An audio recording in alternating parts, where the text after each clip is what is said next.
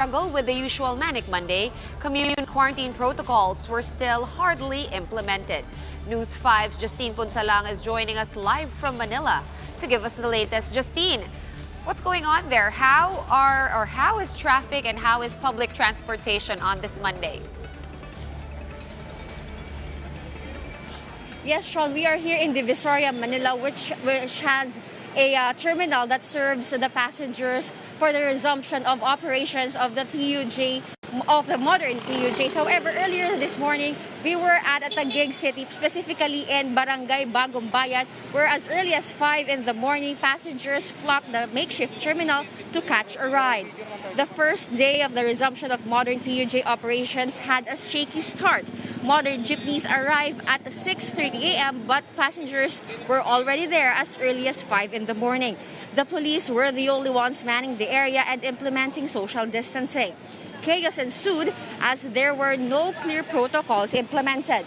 Passengers rushed the entrance of the modern PUJs once they arrived. And while some conductors checked the body temperature of the passengers, one conductor noticeably did not and instead prioritized sanitizing the hands of passengers. Contrary to the announcement of the LTFRB yesterday, there was no foot bath at the terminal. Also, instead of cashless payment transaction like GCash or Beep card, passengers are still allowed to pay in cash. Passengers were disappointed with the lack of organization. Some commuters also noticed that instead of having one person designated to take the personal information of passengers before boarding the vehicle, a logbook instead with a communal pen was passed around the passengers inside the modern jeep. Sean, we talked to a jeep of a modern PUJ driver here in Divisoria, and according to him, the passengers really can still pay in cash instead of the cashless transaction that the LTFRB is pushing. And instead of the point-to-point, passengers can alight the vehicle even before reaching the end point of the route. From the previous 26 passengers, only 13 are now allowed to board the modern PUJs.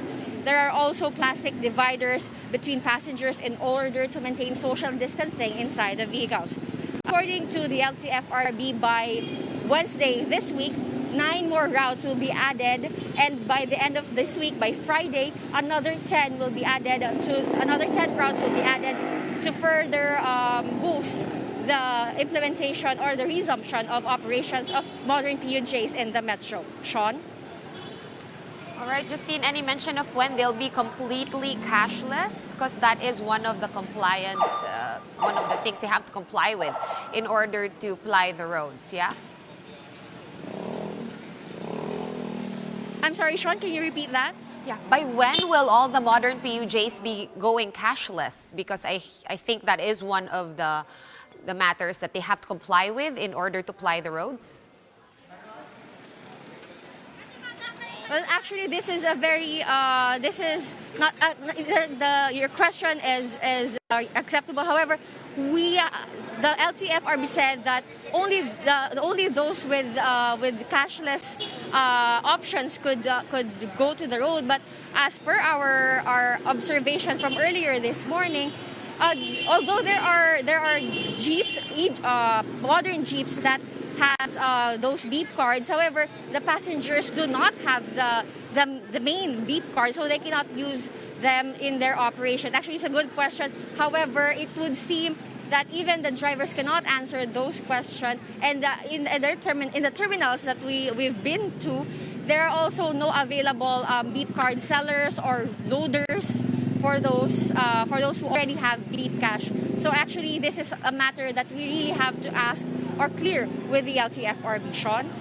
All right, looks like still a lot of confusion on this Monday. Thank you very much for that update. Justine Punsalang joining us live from Manila. And here are other stories we're keeping our eyes on. PHIVOLCS is monitoring Mount Kanlaon after a series of earthquakes rocked Negros Occidental on Sunday, or since Sunday. Earlier today, the agency actually recorded a magnitude 4.7 tremor with intensity 5 felt in La Carlota City. And almost 300 COVID-19 patients in the country have signed up for the World Health Organization's Solidarity Trials. This is more than half of the target set by the DOST. And Malacanang says it will review the government's Hatid Probinsya program and will be crafting another policy to help stranded individuals in Metro Manila. This comes after a rapid increase in COVID-19 cases was observed in Eastern Visayas shortly after the program was implemented.